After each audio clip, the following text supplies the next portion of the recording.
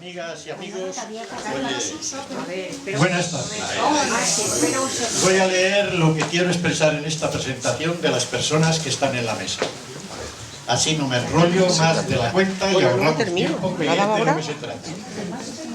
En la convocatoria que en días pasados nos envió Acrola, informándonos de la presentación del libro Cuentos de Oficio, que iba a tener lugar hoy y del que van a conversar las personas que están en la mesa, se nos decía que íbamos a tener un autor del libro excepcional.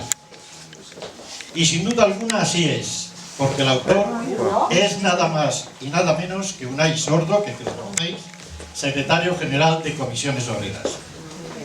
Bien es verdad que por Acrola y por la Rosa Luxemburgo de Aravaco no es la primera vez que pasa un secretario general de los sindicatos.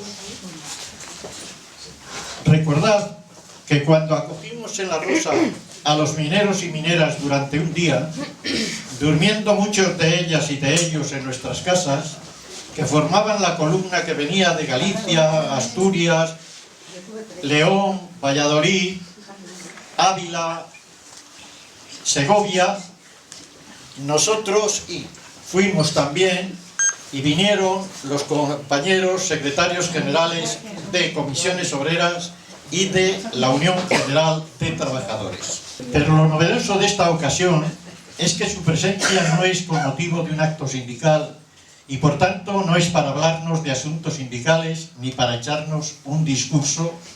Hago un paréntesis y espero me disculpéis, Unai, ayer en el 48 aniversario del asesinato de los abogados de Atocha, estuviste de chapó. Si su presencia hoy aquí no es para un mitin sindical, sino para presentarnos su libro de cuentos oficio que escribió durante la pandemia. Conversarán con él nuestro entrañable amigo y siempre querido en Acrola, Jesús Maraña, director de Infolibre. Han sido varias las ocasiones en las que hemos tenido entre nosotros a Jesús Maraña. Por citar algunas de ellas, en la presentación de su libro Al fondo a la izquierda en el año 2017, conversó con él en aquella ocasión nuestro querido amigo Luis García Montero. Otra vez, en febrero del 2019, conversando con el autor con motivo de la presentación del libro La manipulación del lenguaje de Nicolás Sartorius. Acompañó y conversó en junio del 2018 con Joan Coscubiela su libro Empantanados, una alternativa federal al soviet carlista, y acompañado de Ramona Parra, vecina de La Rosa, que está por ahí. Hago un paréntesis y una revelación. Jesús Maraña nos impuso hace mucho tiempo que en toda mesa que esté él siempre tendría que haber una mujer. Ahí lo dejo y que cada uno piense en su proceder. Estuvo también en el homenaje a la memoria de Almudena Grandes junto a Luis García Montero otra vez. Y recordaréis otra emotiva presencia de Jesús en Acrola y en nuestro barrio. Fue pregonero de nuestras fiestas de la Rosa. La verdad que por todo ello, y como agradecimiento a Jesús Maraña, esto no está ni pactado ni informado, a él, y no sé si le gustará, tendríamos que hacernos suscriptores de Infolibre. Ya lo sabemos.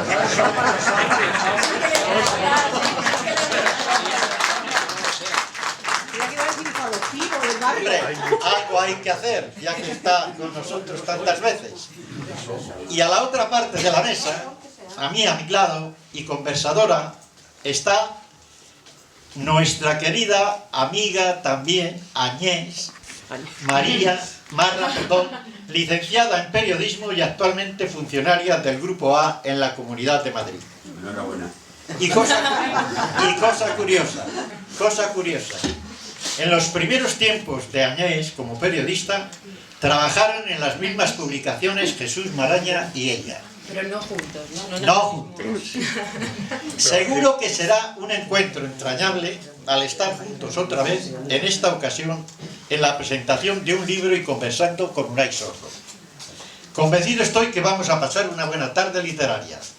Recordaros que después de la conversación entre Unai Sordo, Añés y Jesús Maraña, abriremos un turno de palabras para que preguntéis lo que creáis conveniente. Hay libros para firmar, allá en el fondo están, que lo está a la venta, y terminaremos como siempre con queso, pan y vino. Y ahora me callo y cedo la palabra a Jesús Maraña. Gracias y a todos. Gracias.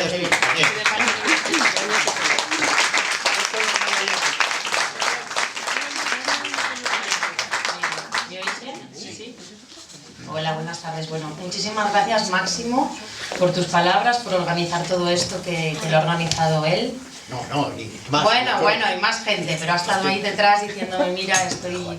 Y bueno, muchísimas gracias a todos, porque aquí siempre lo organizamos, esto es una organización en cadena, vamos todos juntos echándonos una mano y siempre salen cosas bonitas. Así que bueno, muchas gracias. Gracias por el honor de ser esa mujer que toca en la mesa hoy, esta tarde. Es un placer estar con Jesús y conocer personalmente a Unai. Me he leído su libro esta semana, ahí me lo he devorado. Así que voy a intentar, bueno, pues decir algunas palabras de cuentos de oficio y que luego charlemos los tres. Y como decía Maxi, pues que le preguntéis, que hablemos todos juntos y bueno, y así será esta velada. Cuentos de oficio, que me corrija luego Jesús, que nos lo cuente mejor. Creo, por haber leído en el prólogo, que el título tiene algo que ver. Tienes tú algo que ver, ¿no? Bueno, yo se los trompeo un poco. Ya nos lo contará. Pues como decía Maxi, como no estamos aquí para hablar del lado sindicalista de Unai, que le caracteriza y porque le conocemos como secretario general de comisiones, y estamos más para hablar de su primer libro de cuentos, de su primera incursión en la literatura, en la ficción, pero que imagino que también de manera pues inevitable esta ficción pues está ligada al mundo laboral, a las experiencias e historias que te has ido encontrando a lo largo de tu vida. Este libro, que se gestó en la pandemia, en una época en la que todos buscábamos un refugio, una época difícil, y la literatura siempre es uno de los mejores refugios que podemos tener. Y de ese refugio pues surgieron 12 cuentos, 12 relatos. Unai creó un universo de personajes, y en que sus personajes, la vida en lo laboral a veces es una excusa para hablar de la vida, y luego la vida de sus personajes es una excusa también para hablar de lo laboral, de las condiciones de trabajo en una sociedad que encadena crisis y cambios disruptivos que parecen dejarnos cada vez más desamparados a todos. En este libro se repiten temas, la migración es importante, los inmigrantes y los emigrantes también. En su primer cuento me llama mucho la atención el tono rioplatense del protagonista. Yo, que además soy hija de uruguayos, como sabéis algunos, me llamó especialmente la atención. Pero también encontramos situaciones distópicas y a la vez profundamente presentes y reales, que son muy inquietantes, ¿no? Esto que se habla ahora mucho de la distopía son términos que se ponen de moda y a veces pueden sonar cansinos, pero lo inquietante de estas distopías, y que en parte también encontramos en alguno de sus cuentos, es lo cercanas que están, ¿no? Isabel es uno de los relatos que a mí más me gustó, que yo creo que podría ser una novela en sí mismo, o sea, que podría seguir tirando ahí de... habla de una situación de cómo los algoritmos cada vez van rigiendo más la vida laboral de nuestras sociedades, y es profundamente inquietante. También nos habla de los medios de comunicación, del poder del trending topic, de cómo puedes acabar con un periodista por ser trending topic. Nos habla de presentadoras de programas de tarde, siempre pendientes del ranking de las audiencias, y rápidamente serán superadas por los nuevos youtubers, influencers, todo esto que está pasando y todos estos cambios que se están dando. Que no tenemos ni tiempo de pensar sobre ellos, y en estos cuentos tienes ese momento para reflexionar. Si en una primera parte me parecieron que sus cuentos hablan más hay un peso de lo laboral más importante, luego en una segunda parte nos hablan de temas sociales, porque lo social está siempre, la vida misma y la crudeza que tiene está siempre. Pues tenemos cuentos en los que nos hablan también de la violencia de género, tenemos un cuento que me gustó mucho, el de Puta Loca, que recuerda el País Vasco en los años 80, como la heroína devastó los barrios y devastó las vidas y las familias de la gente, a través de un protagonista, Alberto. Bueno, me gustó, me disfruté mucho. Y también encontramos otros sorprendentes, como Triángulos Amorosos, con finales abruptos y que no voy a desvelar porque para eso tenéis que leerlo. Y luego relatos que pueden ser hasta un poco terroríficos, como la historia de Roberto y del número de teléfono, y no digo mucho más, que me gustó mucho también. Bueno, me han gustado mucho, como veis, no quiero hacer spoiler, que se dice. Quiero que, por favor, lo compréis, vale la pena este libro, vale la pena esta incursión que ha hecho la literatura, ya nos contará si seguirá en ello o no. Pero bueno, Cuentos de Oficio ha sido un placer. Esta semana lo he disfrutado mucho. Así que nada, muchas gracias. Y Jesús, el prologuista y que lo conoce mejor que nadie, pues adelante.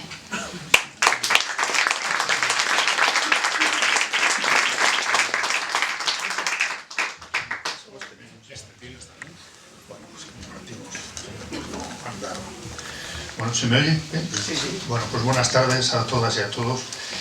Para mí es un gusto siempre venir a Crola, es que escuchar a Máximo, es que no puede tener uno mejor representante.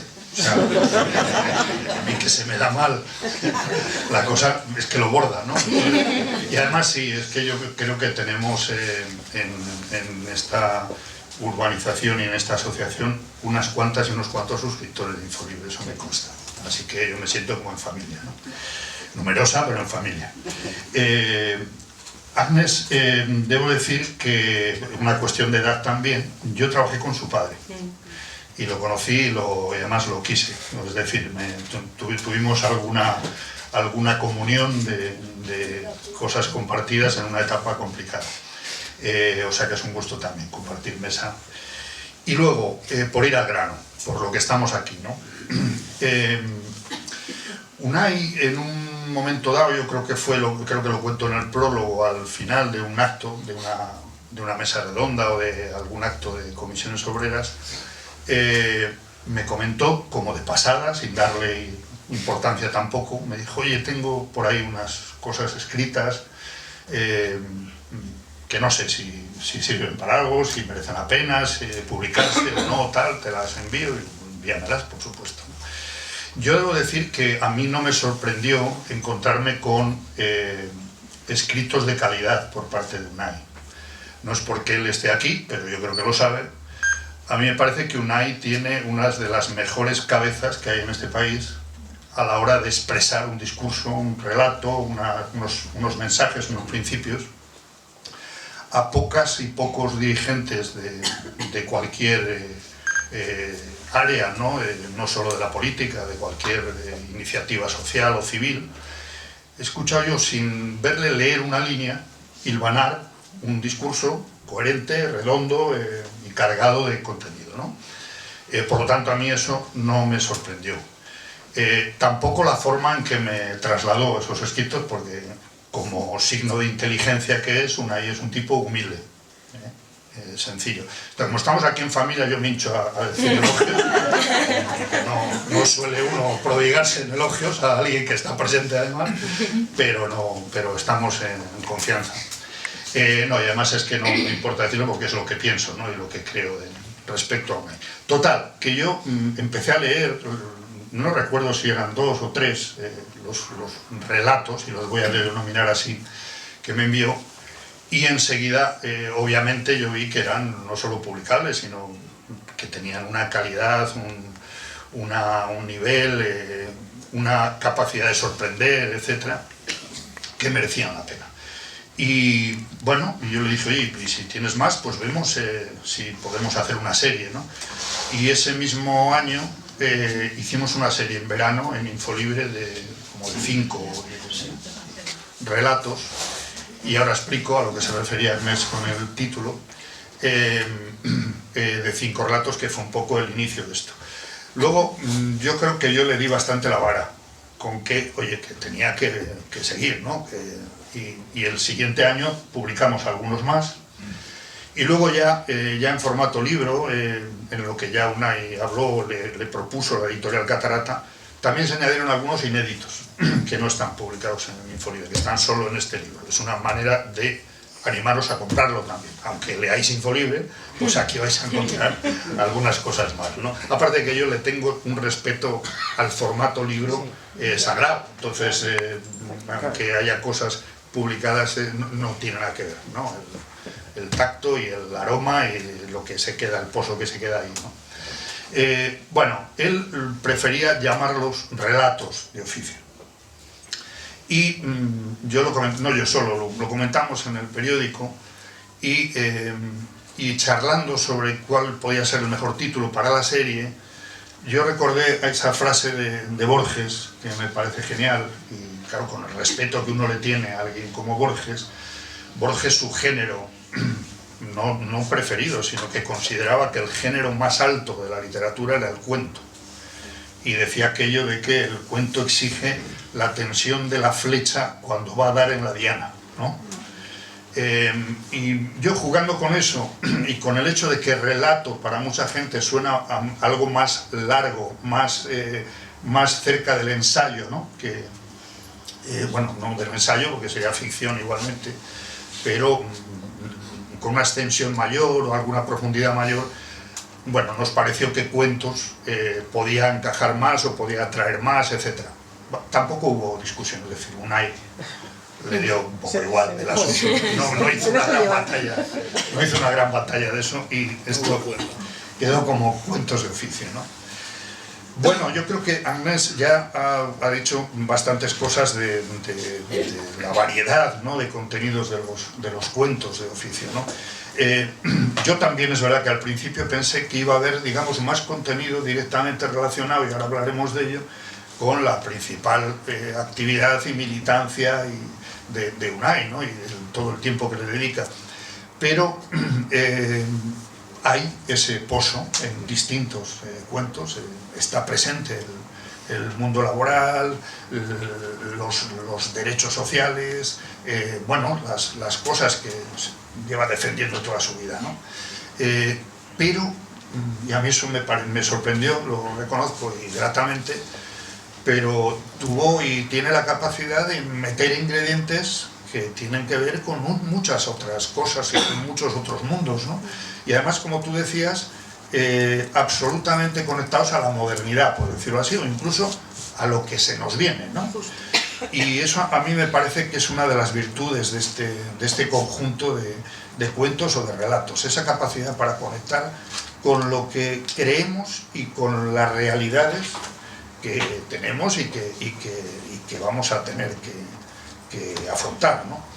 Y sí, también hay varios de los cuentos que no hay que destripar mucho, porque tienen esa virtud que deben tener cualquier cuento de calidad, que es ese giro final, ese quiebro que te sorprende, ¿no?, que te deja, y dices, hombre, no, esto no me lo esperaba, ¿no? Como una puñalada, ¿no? Y esto es muy interesante y muy importante. A mí has citado el del teléfono, el teléfono me produjo escalofríos, sí, o sea, porque enseguida te pones en una situación determinada y eso mío, hubo algún momento del relato que claro, te puede pasar, puede pasar, ¿no? Son cosas que pueden pasar. Bueno, yo creo que también está en el prólogo esto, cómo surgió, pues sí, tiene que ver, yo creo, con la pandemia, aunque va más acá de la pandemia, ¿no?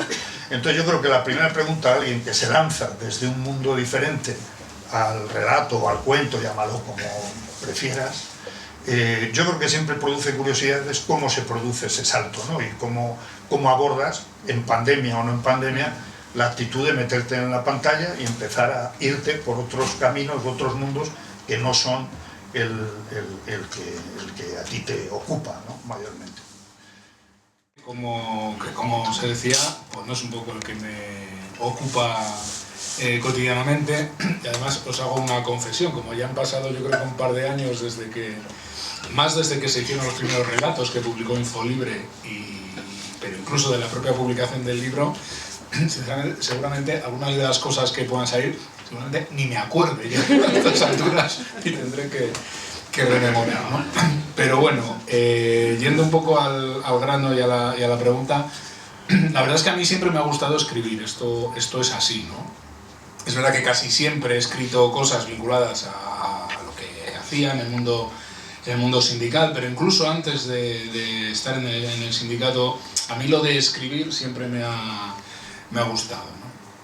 Y es verdad que yo creo que la ficción es un elemento muy potente para situar cuestiones de calado social, de trasfondo social, pero intentar buscarles una emocionalidad y una emotividad distinta para llegar a la gente en códigos que puedan ser diferentes al meeting o al discurso habitual o al panfleto habitual o a la reflexión más armada, pero de carácter más político, más sindical habitual, ¿no?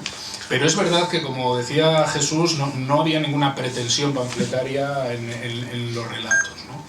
Y los relatos tienen un poco que ver con una afición, con una forma de alguna manera de oxigenar la cabeza. Yo suelo decir que es una de las maneras, de las pocas maneras en las que tengo la capacidad de medio abstraerme un poco del trabajo, porque bueno, por este tipo de actividad pues de alguna manera te come mucho, ¿no? el pensamiento y estás a otra cosa, estás en tu tiempo libre, pero es muy raro que desconectes realmente de a lo que te dedicas y del mundo sindical y el mundo político y todo esto. En cambio, cuando me meto a escribir un relato, sí cojo ahí como un paréntesis.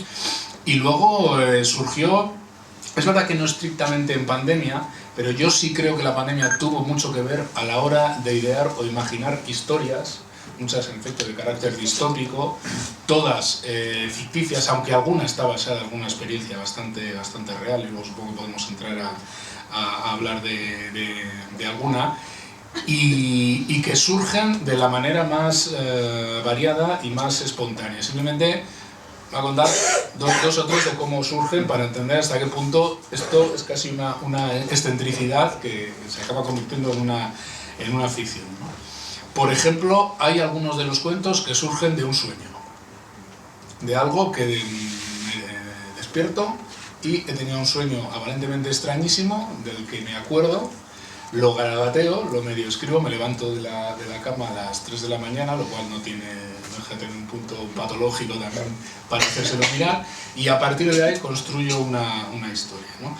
Y otros tienen que ver con ocurrencias que surgen, ¿no? Por ejemplo, el del teléfono, literalmente fue una idea que se me ocurrió paseando a la orilla del Miño, por la zona portuguesa, un verano, ya este fue después de la pandemia, este fue de la segunda tanda, ¿no? Y donde estaba con mi compañera, con Blanca, que está por aquí, y estábamos paseando y en una barca había las matrículas de los botes que allí había y algunos, no me acuerdo si eran teléfonos, y había uno que tenía 3 números de teléfono que me recordaron a mi teléfono de casa, un 828. Y se me ocurrió, dijo, ¿te imaginas que te encuentras en una barca de estas el teléfono de tu casa y llamas y contesta una persona que se llama como tu madre? Y de esa idea pues se me ocurrió una historia y me pasé prácticamente 2-3 días seguidos escribiendo el relato, que además luego tiene otro elemento de realidad, que son los cuadros, que si eso luego hablamos, ¿no? Hay cosas que surgen así en ocurrencias, hay otros que tienen que ver con recuerdos. El de Puta Loca, por ejemplo, ese personaje no es un personaje, es ficticia la historia, yo no sé si ese personaje hizo lo que... Pero que había una persona que llamaba Puta Loca a su madre y que montaba unos escándalos en el portal y que estaba enganchado a algún tipo de droga, eso yo lo he vivido pared con pared. O sea, yo ese recuerdo le tengo de crío en la cabeza, como el grito, puta loca, que estás loca. O sea, hay cosas que parten de la realidad y otros tienen que ver precisamente con esos giros finales a los que habláis. Yo, que ni soy escritor, ni tengo pretensiones de serlo, ni tengo talento, estoy convencido de ello, en general no soy capaz de construir un relato y luego buscar un giro de estos con una ocurrencia maravillosa, sino que a veces parte de la forma contraria. Se me ocurre alguna paradoja y desde ahí construyo hacia atrás el relato, ¿no? Entonces, bueno, la verdad es que para mí fue una experiencia bastante chula, como la elaboración la explicó precisamente, pero perfectamente Jesús. Fueron creo que 5 un verano y 4 al siguiente. Y cuando había ese conjunto de 9, yo creo que luego hice otros 3 o algo así. Y sí, Catarata, oye, les planteé la posibilidad, la vieron, la posibilidad de editar, y a mí pues me hacía ilusión, porque yo también comparto con Jesús, aunque yo a veces leo en papel y a veces leo en ebook, el libro digital, pero yo también creo que el libro tiene una mística casi, ¿no? Una cosa así un poco sagrada, que te acaba haciendo bastante ilusión ver que se publican tus relatos, ¿no? Por cierto, has hablado de la ficción, escribir, pero siempre es previa la de leer, ¿no?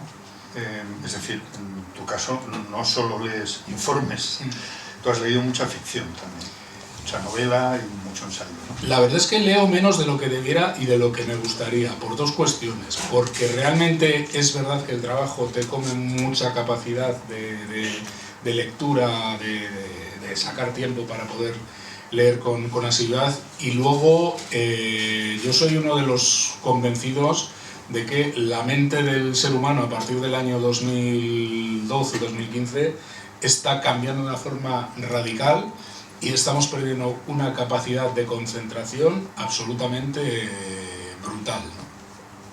Yo me reconozco en ese sentido enfermo, es decir, yo he perdido una capacidad de mantener la concentración en un libro sin mirar pantallas que hace 10-15 años, pues, en fin, no se planteaba, ¿no? Con lo cual, es verdad que tengo afición a leer, evidentemente, y es verdad que leo libros también de ficción, pero bastante menos seguramente de lo que debiera, entre otras cosas, para oxigenar la cabeza y salir un poco del formato informe, del formato lectura, digamos, profesional, entre comillas, o de profesional, o del modelo ensayo, ¿no? Porque lógicamente pues sí leo también ensayos de cuestiones varias, ¿no? Y con lo de la escritura pasa un poco lo mismo, ¿no? Más allá de la habilidad que se pueda tener más o menos para escribir, yo creo, esto lo sabrán mejor los escritores y las escritoras, que es bastante importante la rutina, poder disponer de un tiempo, y lógicamente eso sí que... Por eso normalmente muchos de los relatos y muchas de las cosas que he escrito, incluso que he escrito alguna después de esto, son en verano, son cuando dispones de un poquito más de tiempo y puedes un poco hacer una rutina a determinadas horas del día de ponerte delante del ordenador, ¿no? Yo... Sí. ¿Hola? ¿Me oís? No, aquí. Sin entrar demasiado, porque con el tema de lo que es real y entre la realidad y la ficción, ¿no? Lo que te has inspirado, si son cuestiones de, como comentas, ¿no? Vivencias como la del vecino que decía puta loca, etc. Sí me ha llamado la atención que en un cuento, en el de Isabel, necesitas al final ponerse un pie de página y dices una nota que se está basado en un estudio.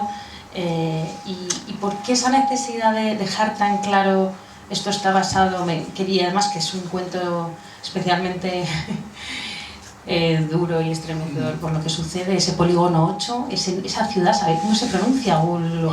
Walwich. ¿Puedes contarme por qué tienes esa necesidad de especificar y hablarme un poquito de este relato? Porque hice un poco la misma reflexión que has hecho tú cuando leí ese informe. Dije, esto parece una novela. El informe se llama Bienvenidos al Norte, y es un informe que en su día elaboró la Fundación 1 de Mayo, y que está basada, creo que un grupo de 3-4 sociólogas, está basada en una serie de entrevistas con trabajadores españoles desplazados a unos polígonos de logística en los alrededores de Ámsterdam, de la zona de los puertos vinculados a Ámsterdam o Rotterdam, no me acuerdo ahora mismo muy bien, ¿no?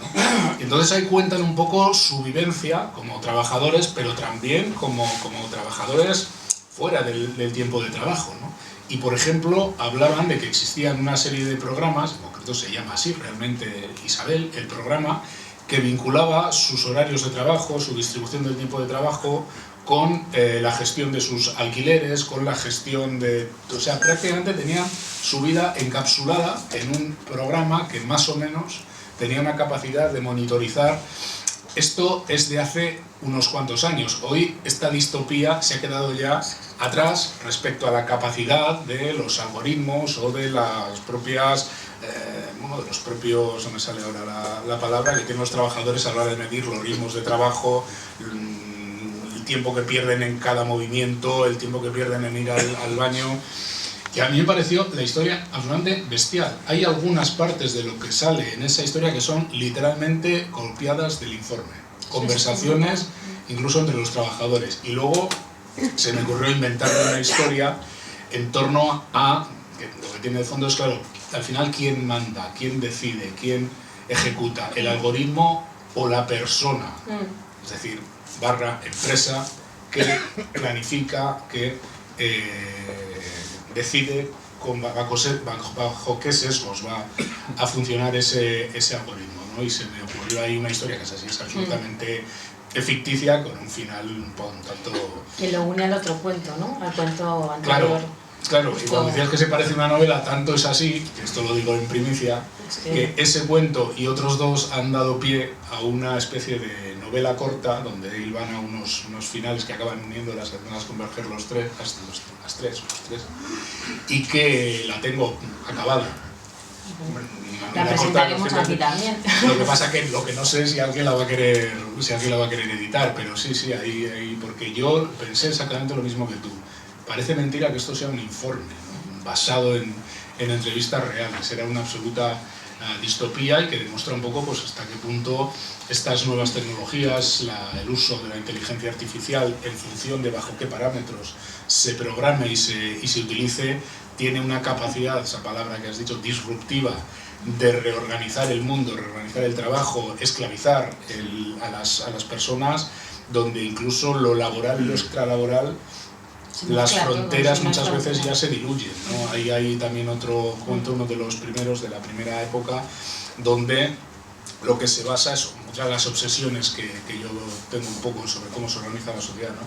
La capacidad de aislamiento a la que nos puede llevar el uso de las nuevas tecnologías, de las nuevas formas de relacionarnos virtualmente, ¿no? Donde aparentemente estamos más hiperconectados que nunca, donde una persona puede desarrollar prácticamente todas sus necesidades básicas de vida sin interlocutar físicamente con nadie y teniendo acceso a prácticamente todos los servicios que hoy en día se pueden generar en una sociedad, pero puede vivir esa hiperconectividad, esa hiperconexión puede ser perfectamente compatible con el más absoluto aislamiento, hasta el punto que sale en uno de esos cuentos en que una persona pues, ha desaparecido de este mundo y no se ha enterado nadie de que ha desaparecido de este mundo, y en base a su desaparición pues sale un poco el argumento del cuento, ¿no?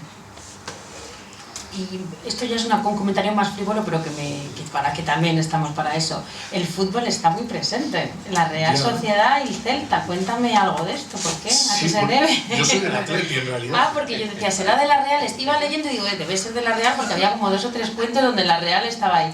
Y luego el Celta también se repite, Sí. Y digo, bueno, voy a preguntar un poco. Lo del Celta tiene una explicación. Lo de la Real, pues no sé por qué me dio por situar al personaje como un personaje guipuzcoano, Ya. de la sociedad guipuzcoana, por lo tanto era aficionado de la Real. Yo siempre he sido del Atleti de Bilbao.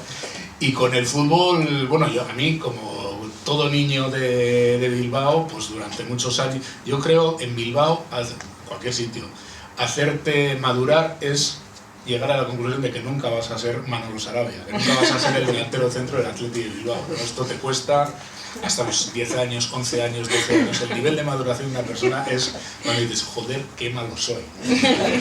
Entonces yo, el fútbol, pues de crío me chiflaba, fui socio del Atleti aproximadamente 10 años, desde los 15, 16 hasta luego lo dejé y tal. Pero luego, con el paso de los años, el mundo del fútbol me sigue gustando. No digo que no fui a la final de Copa, muy contento, pero el mundo que se ha generado en torno al fútbol me resulta absolutamente repulsivo en este momento, ¿no? Además, no dejo títere con cabeza. Yo lo siento con lo que le gusta el fútbol, pero me parece que los directivos en general son lo peor de la clase empresarial española. Las aficiones de fútbol, creo que sin excepción prácticamente, es la expresión de la tribu más tribal que nos queda en las sociedades contemporáneas.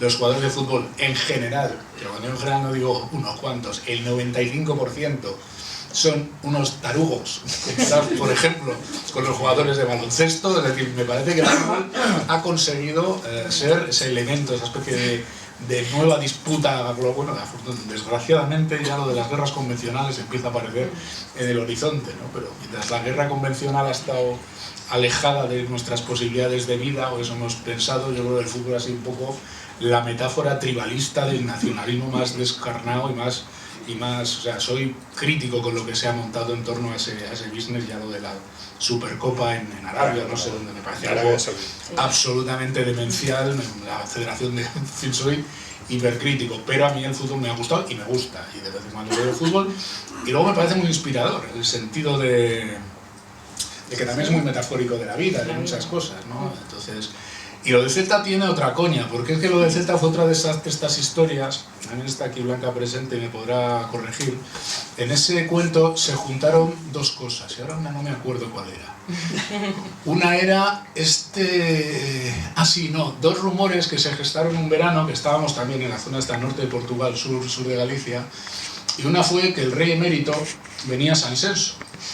Y los rumores que había de que el rey emérito no es que venía a San Celso, es que estaba en San Celso bastantes más veces de las que se decía, porque se empezó a correr el rumor de que se caían los teléfonos móviles, se perdía la cobertura, que había un montón de vigilancia, y que en realidad estaba viviendo aquí más que en Abu Dhabi. Este era un rumor que no sé si tiene algo de cierto o no.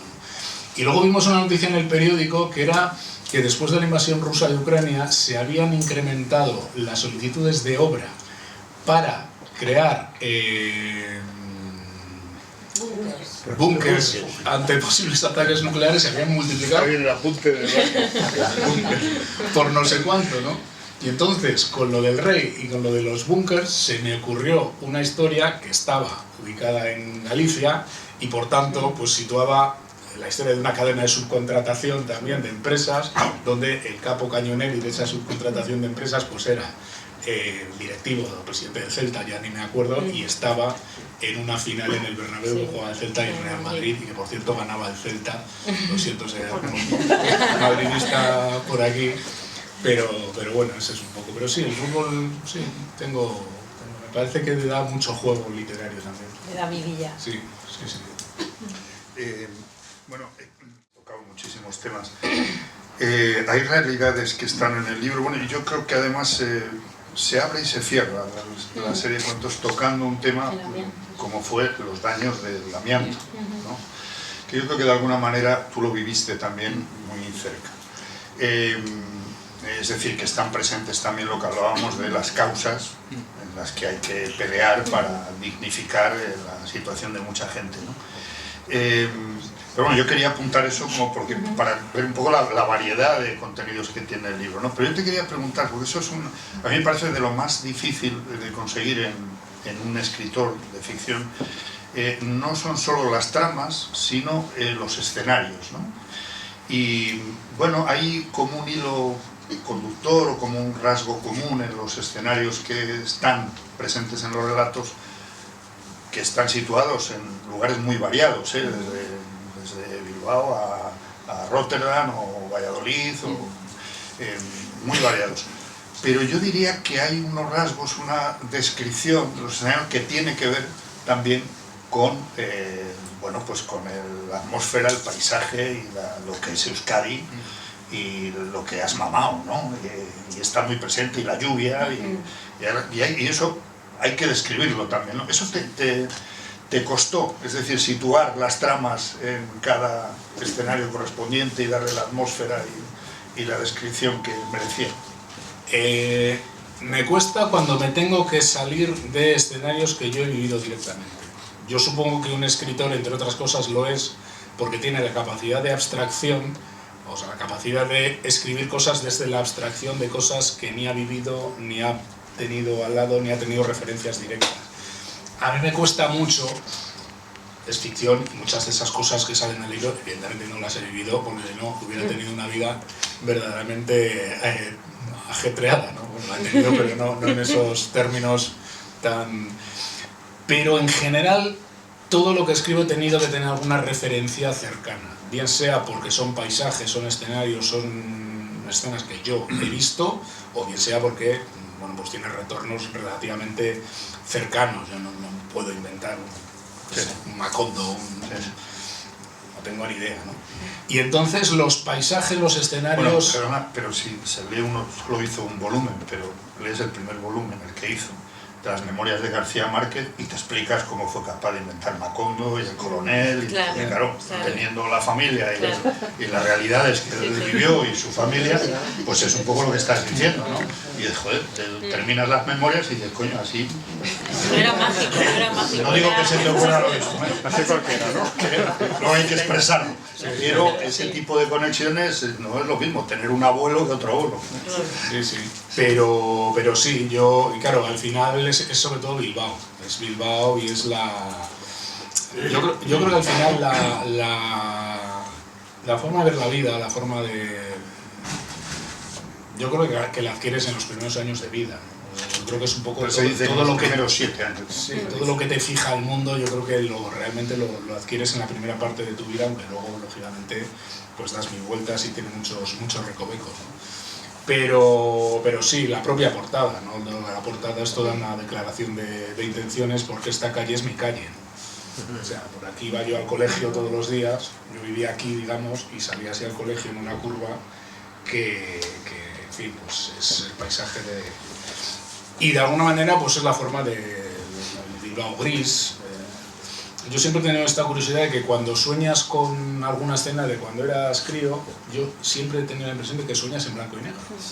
Yo no creo que sueñen con color, ¿no? Y siempre son cosas que a mí me recuerdan al gris plomizo del Bilbao de los años 80, ¿no? Y se nota en todas las reproducciones más o menos de espacios, de barrios, sobre todo, por ejemplo, en Puta Loca es en mi barrio, Sí, eso se nota. es evidente, son los pubs que Final, había. la descripción final de él cuando va bajando, Claro. de cómo van cambiando, ¿no? Digamos De cómo que cambia la sería ciudad, de cómo... Sí. mi barrio ahora, porque yo en realidad vivo en el barrio donde vivo toda la vida, un poquito a 400 metros, no vivo más lejos de mi casa, pero claro, por donde antes bajabas y tenías zonas duras, zonas inseguras incluso, ahora está el Guggenheim, donde estaba la campa de los ingleses, está el paseo de Uribitarte, ¿no? Que hace unos años, pues no tantos en realidad, ¿no? Pues salían los trenes y había gente picándose heroína cuando las veías desde los puentes de arriba, ¿no? Y ahora son unos paseos extraordinarios con un tranvía y con un...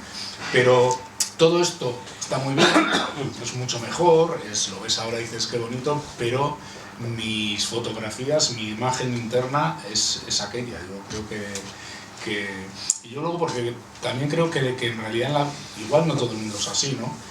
Pero yo no creo que la vida se viva en el presente continuo. Es decir, yo tengo, creo que muy presente el conjunto de la vida, ¿no? No es más de la Bilbao acumulación, mío, claro, de la acumulación, el de ahora que el de hace 35 años. Yo creo que forma parte de un continuo, y eso se ve mucho en los paisajes o en las descripciones. Tampoco es especialmente descriptivo el libro porque son relatos cortos que no son libros largos, pero las descripciones sí son descripciones muy marcadas por aquellas fotos, por aquellas vivencias, ¿no? Sí, pero tienes razón, Jesús, que... Hola. Es que esto no está... Sí, no seguimos. No, que digo que Jesús tiene mucha razón, que aunque digas que no son muy descriptivos o no te alargas, pero uno lo lee y estás en ese lugar, ¿no? Y lo ves, es una foto clara que dejas y eso, bueno, pues eso es buena literatura, ¿no? Cuando te evocas esas imágenes así. Estábamos hablando ahora del pasado, de la infancia, pero en este relato, creo que sí que es el del teléfono también, tiene este lado futurista, casi presente. Me río por no llorar, porque no puedo dejar de pensar en esta semana, en Trump en la Casa Blanca, en la toma de posesión, y lo que cuentas, que me reí mucho, porque tiene cierto humor, de la Europa, el grupo de la Europa atrasista, el eje de la Europa atrasista. Sí. Es bueno, cuando leáis el cuento, pero el atentado, las tres ciudades, ¿no? Madrid, Varsovia y Budapest, creo. Bueno, todo esto, no sé cuándo lo escribiste, pero claro, leyéndolo ahora, con esta semana, dices, es como si dijeras, bueno, es que es la vida misma ahora, ¿no? O sea, de una actualidad. Sí, pues fíjate, ese es uno de los que no me acuerdo exactamente, porque esa fue una resolución del teléfono del de unos chavales españoles que están de turismo, en este caso en el Reino Unido, si mal no recuerdo, y donde se empieza en Liverpool. Pero ves, yo por ejemplo estaba en Liverpool y he estado en ese pueblo de vacaciones, y esos canales, pues estaba allí 10 días, ¿no? Seguramente no hubiera sido capaz de inventármelo. Bueno, ahora igual mirando Google Earth también te lo inventas, pero las descripciones más o menos son verídicas. Y los botes que había allí. Y no me acuerdo muy bien cómo lo resolví, pero ahí hay una historia muy curiosa, que es la del cuadro. Cuando el chaval, el joven, no me acuerdo la que tiene, pero el protagonista ve un cuadro que tiene que ver con su familia, pero esto me ha pasado a mí. Yo un día en un bar, la verdad es que lo vi primero en un grupo de Facebook, me encontré un cuadro de un grupo de señoras jugando a las cartas que estaba en un bar de Valladolid. Y cuando miré el cuadro dije, pero si esta es mi abuela. Y era mi abuela Tomasa. Y aquel cuadro pues era una foto, era la reproducción en cuadro de una pintora, que había reproducido una foto. Y era una foto que yo había tenido toda mi vida en casa, que era mi abuela, mi tía y 2 vecinas con mis primos, siendo unos críos, no son mayores que yo, siendo unos críos jugando al lado. Y me quedé ojiplático y digo, ¿dónde ha sacado esta señora la foto?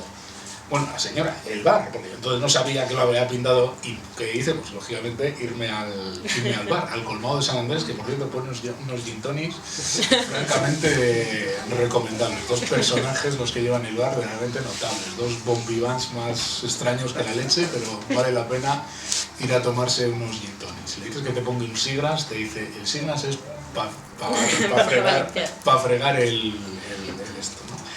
Y entonces resulta que alguien había encontrado esa foto, parece ser que se publicó en una revista cultural de Valladolid. La foto era en Castro Núñez, en el pueblo de mi madre, y de ahí pues una escena muy costumbrista de un grupo de señoras mayores pues jugando a las cartas y tal, ¿no?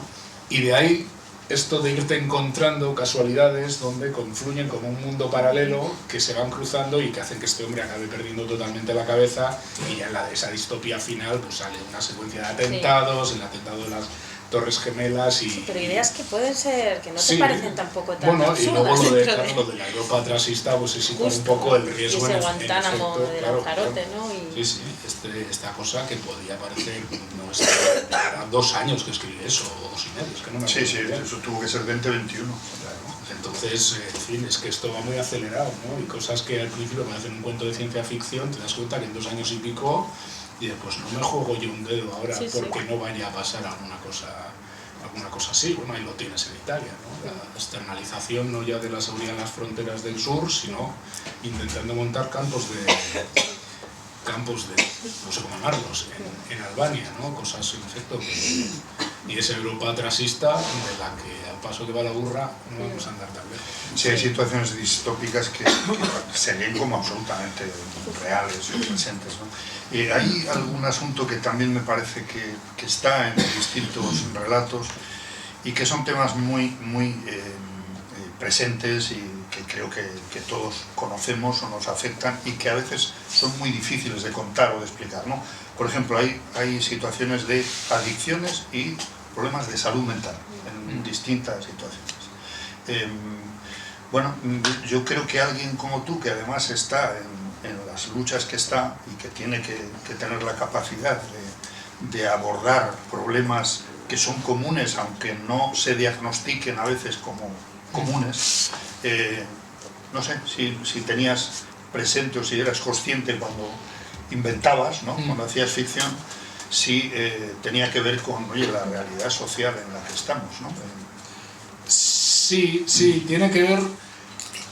Bueno, tiene que ver también con recuerdos, porque muchas de las adicciones que salen tienen que ver directamente con la droga, ¿no? Sí, por experiencias en Bilbao. Claro, porque igual que te digo que yo recuerdo el barrio, porque al final Bilbao es el barrio, ¿no? Yo vivo, realmente en metros vivo a 700 metros del Ayuntamiento de Bilbao, pero vivo en un barrio que está en Cuesta, uno de los barrios que se fueron creciendo con la emigración y esto, y aparte del color y todo esto, y que tú bajabas a Bilbao de Pascuas a Ramos, pero tu vida era el barrio, claro, yo recuerdo muy nítidamente la droga, ¿no?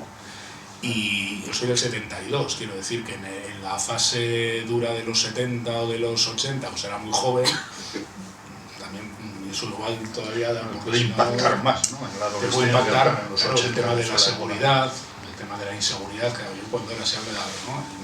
El temor este que se ha metido en la supuesta sociedad terriblemente insegura, con ocupas, y esto que vivimos es alucinante hasta qué punto son capaces de mediatizar absolutamente la vivencia. Hoy en día en España y prácticamente cualquier zona de España es infinitamente más segura de lo que era en los años 80, ¿no? Cuando dan las tasas, es que se han incrementado los robos, pero ¿qué dice? A nosotros no nos robaban porque no tenían que robarte, como no te quitaran el pelo, ¿qué te iban a quitar? Pero si un niño de 14 o de 16 años en el Bilbao de los 80 fuera con un teléfono que valiera 70.000 pelas de entonces, vamos, no volvías a casa con el teléfono ni un día, ¿para qué te iban a robar? El chándal de 10 duros, o sea, en fin.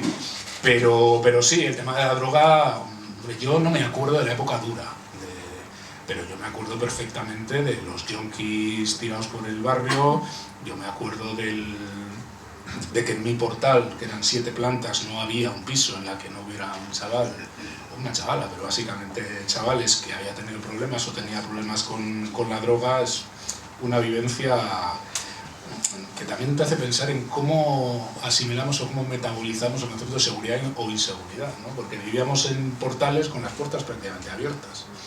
Este vecino mío, que digo, el que insultaba a su madre, y este vestía así como se describe, este iba como Don Johnson por el barrio, ¿no? Y su mujer, que era una señora, bueno, una chica, es que yo no me...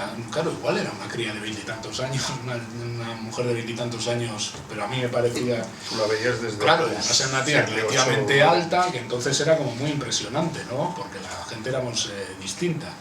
Y esta mujer estaba absolutamente carcomida por la droga. Él no, él yo creo que también se metía, pero yo creo que este se dedicaba a otras cosas, ¿no? Entonces estaba todo como muy presente, y pese a tener esa sensación de inseguridad y de gente que pues a veces estaba vinculada a la delincuencia, los niños vivíamos con las puertas abiertas, entrábamos de una casa a otra y es curioso, ¿no? Y yo creo que las adicciones actuales van más por otro lado, ¿no? Ya no sé exactamente, estoy un poco, vamos, no me drogo para entendernos y no me pongo en ambientes que por lo menos... No, tú has citado las adicciones son... Pero las adicciones son de otro tipo, ¿no? Yo creo que llevamos en general una vida bastante adictiva.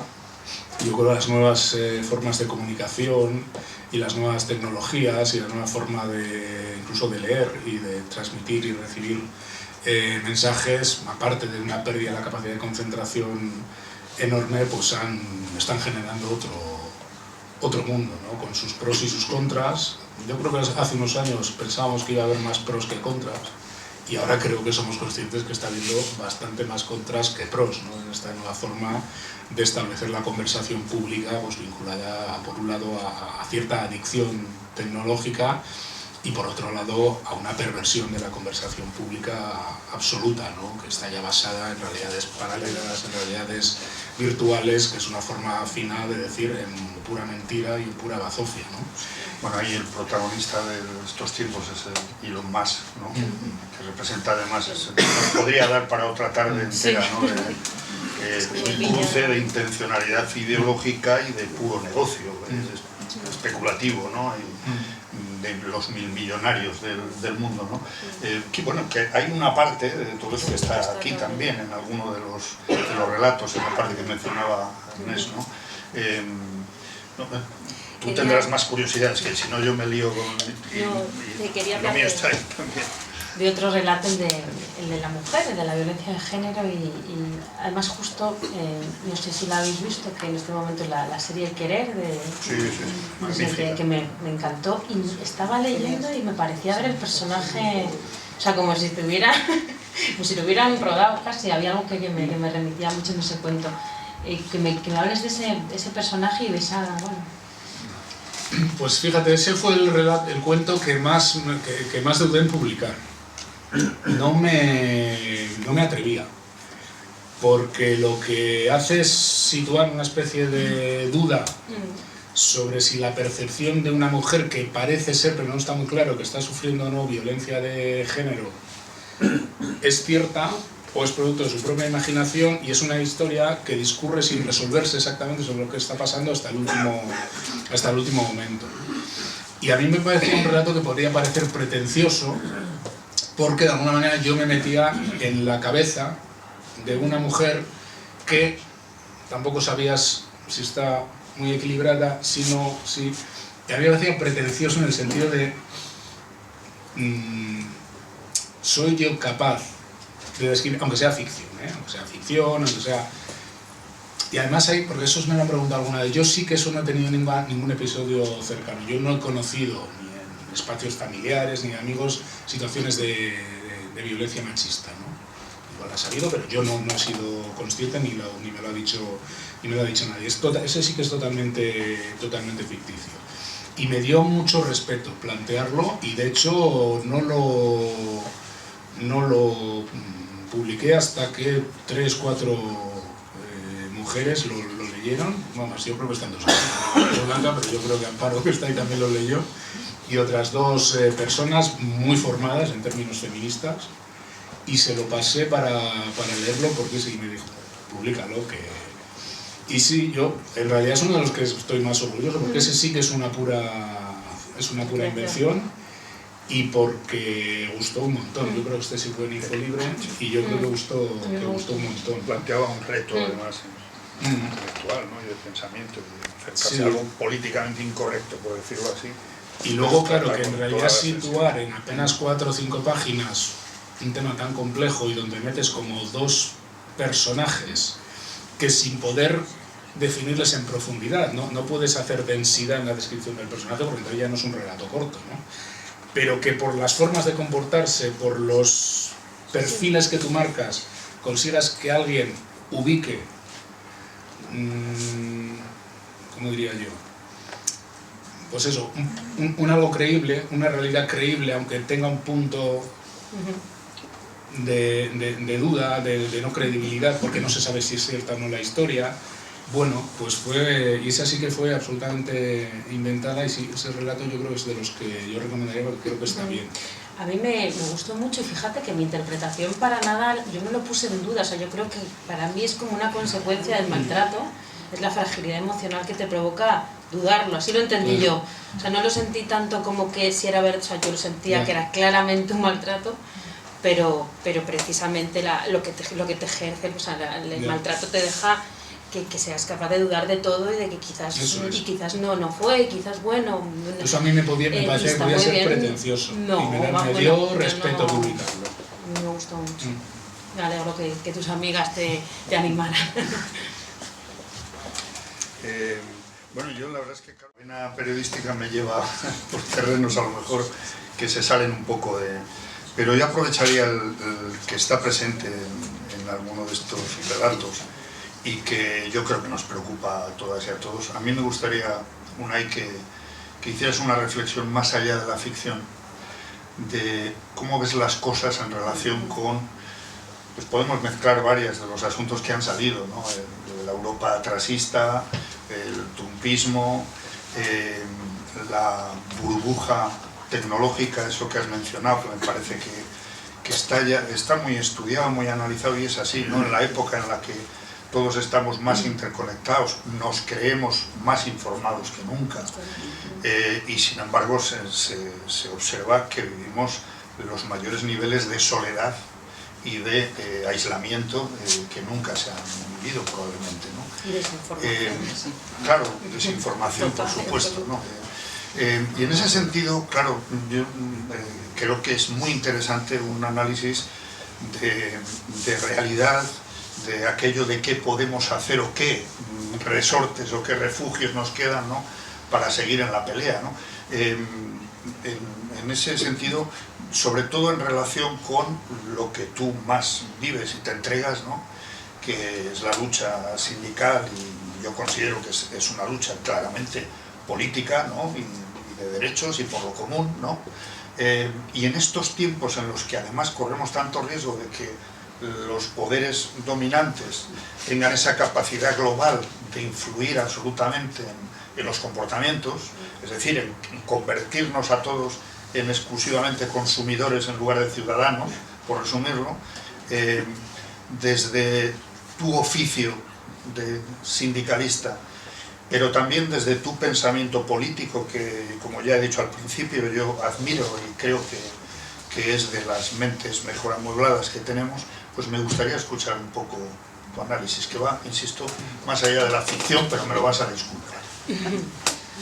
Sí, como decíamos antes, ahora es puramente, es absolutamente real. Seguramente hace unos años algunas cosas que están pasando nos hubieran parecido distópicas o ficticias, ¿no? Es difícil, ¿no? Es difícil evaluar bien qué está pasando, supongo porque están pasando muchas cosas, todas a la vez, todas muy confusas. Y la velocidad. Y todas muy fundamental, ¿no? No da tiempo. Y yo creo que, en efecto, que no somos conscientes, no sé a quién le voy a decir el otro día, o sea, no somos conscientes de lo que supone que Elon Musk esté prácticamente interlocutando ya con los máximos responsables de los estados, como si fuera...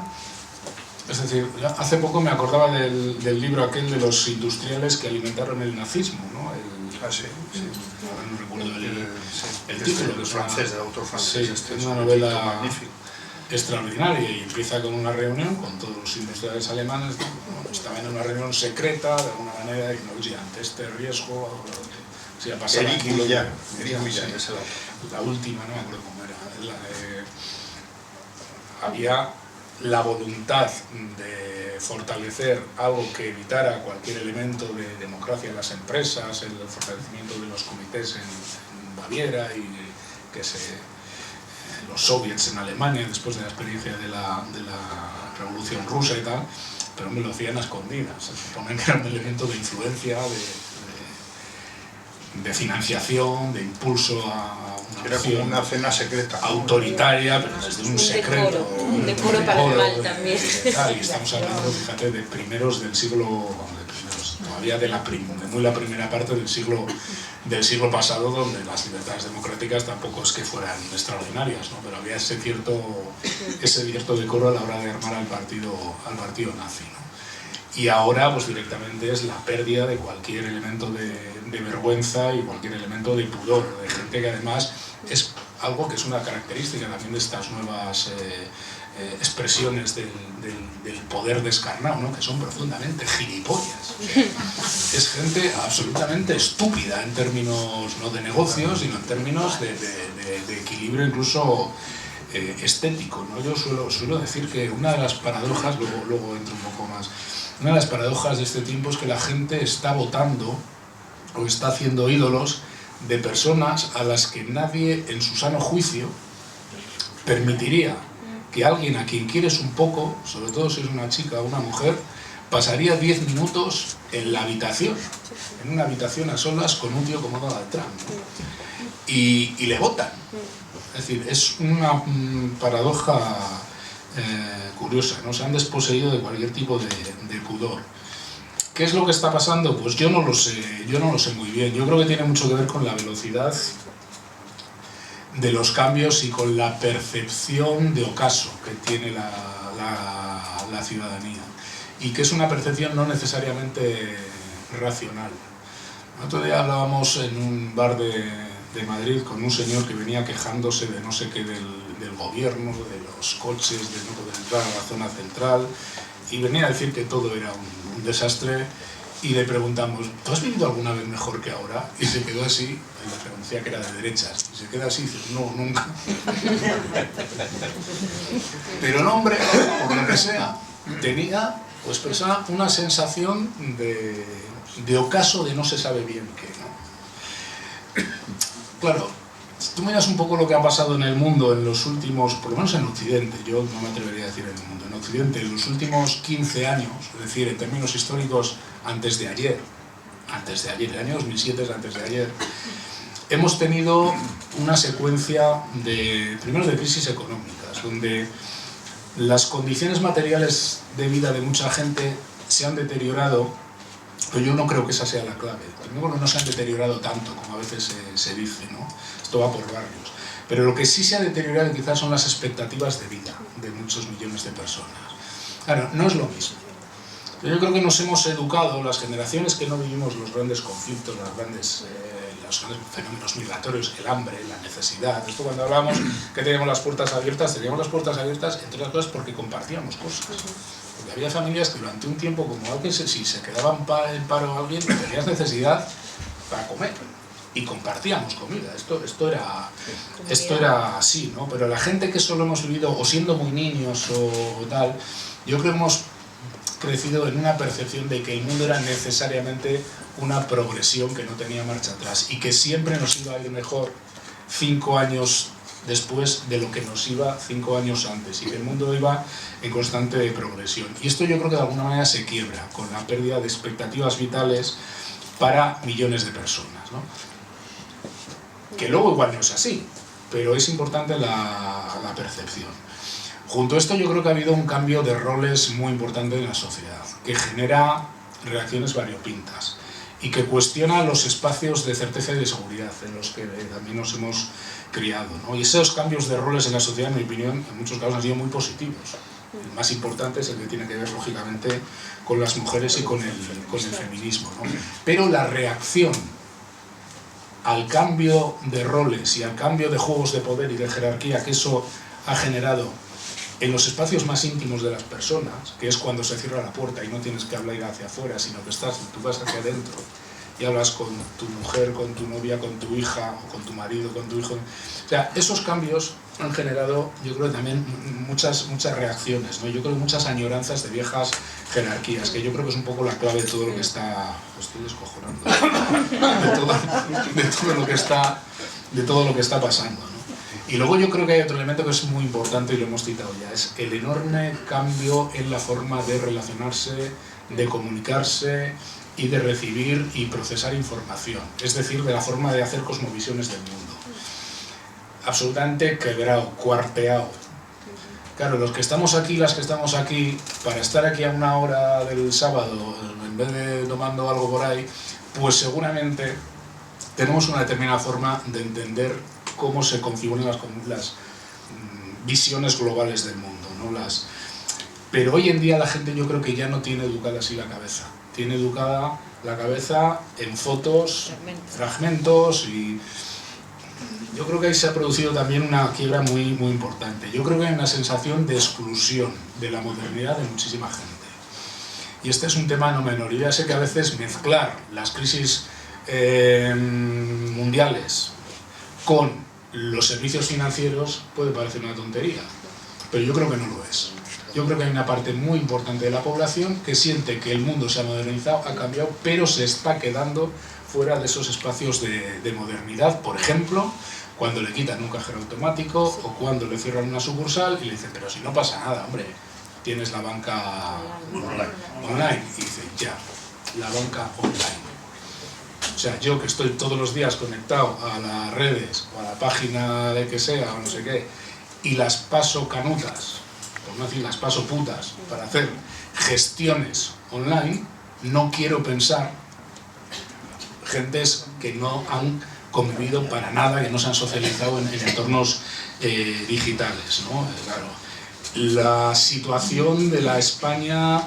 En este caso de la España, pero seguro que si te vas a Francia pasa parecido, si te vas a Estados Unidos pasa parecido, que está fuera de los grandes focos periurbanos o de desarrollo económico vinculado a las grandes ciudades. Es decir, empiezas a mirar todas estas cuestiones que he dicho y otras más que podríamos oír un rato y te das cuenta que probablemente las mayorías sociales actuales tienen una sensación, pues eso, de ocaso, de pérdida de certezas, de pérdida de espacios de seguridad. Insisto, muchas de ellas incluso positivas en términos progresistas, ¿no? Porque claro, si la seguridad es que tienes una sirvienta en casa, claro, es que es mejor romper esa seguridad porque lo que tienes es 2 personas en cuestiones de igualdad, pero es así. Entonces, claro, la actual pugna en el mundo yo creo que tiene mucho que ver con cómo se dota de sentido aspiracional a recuperar sensaciones de certeza y enclaves seguros. Y yo creo que ahí está la gran pugna de época. Si los nuevos enclaves seguros se sitúan en términos de progresistas, en términos de recuperación del concepto de comunidad. A mí, por ejemplo, espacios como estos me parecen súper interesantes desde el momento que yo aquí veo una comunidad. Porque si no, no estáis aquí, no estamos aquí hablando de un libro que me imagino que prácticamente nadie se ha leído y que bueno, a ver qué nos cuenta este, ¿no? Es decir, a mí me parece muy importante el concepto de comunidad y cómo se recuperan esos espacios de seguridad. Claro, la opción reaccionaria es una opción que yo creo que juega con ventaja en esos terrenos, porque lo que hace es plantear determinados enclaves seguros, expresados en términos reaccionarios y vinculados a viejas jerarquías, indeseables desde un punto de vista progresista, pero que yo creo son bastante eficaces en términos políticos como estamos viendo, ¿no? Y que no son tan tontos y tan torpes como aparentan. Yo leía un artículo en El País que habla un poco del fenómeno Trump y lo, ¿cómo diría yo? Lo descaricaturiza. Y pero ¿cómo le pueden votar migrantes? Bueno, porque ahí donde ves un personaje aparentemente patético, ridículo, como insisto, a que nadie le dejaría pasarse 10 minutos en una habitación a solas con nadie que quieras un poco, pero acaba configurando también una cierta aspiracionalidad de las personas migrantes, de las personas... Es decir, yo creo que ahí está un poco la pugna, ¿no? ¿Cómo construyes, en términos progresistas, reconstrucción de espacios de seguridad, de certeza, de comunidad, que no lo puedes basar en las viejas jerarquías, no lo puedes basar en decir que todo tiene que volver a ser como era cuando todo era seguro, ¿no? Cuando todo era sólido, como creo que era el título de Antonio Muñoz Molina, ¿no?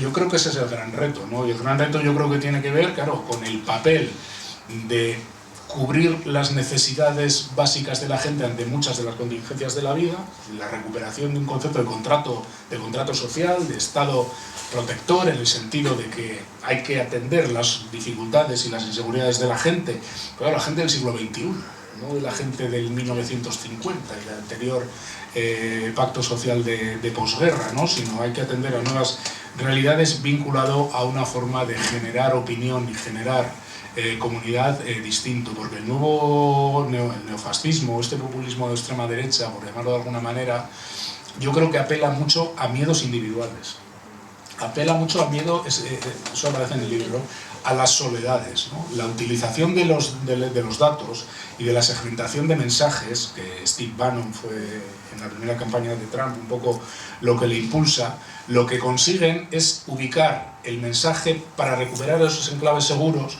en función casi del miedo o de la incerteza de las personas casi individualmente tomadas por la vía de la acumulación. Como un ejemplo que es muy cercano aquí, que yo más de una vez he denunciado como publicidad engañosa, que es esa de, oye, te lo escuchamos en la radio cada 10 minutos si te descuidas. Oye, te vas un fin de semana de casa, vuelves y te la han ocupado. Y dices, pero bueno, ¿quién conoce a alguien que le haya pasado esto? Bueno, encaja perfectamente en sembrar ese miedo individual que está diciendo.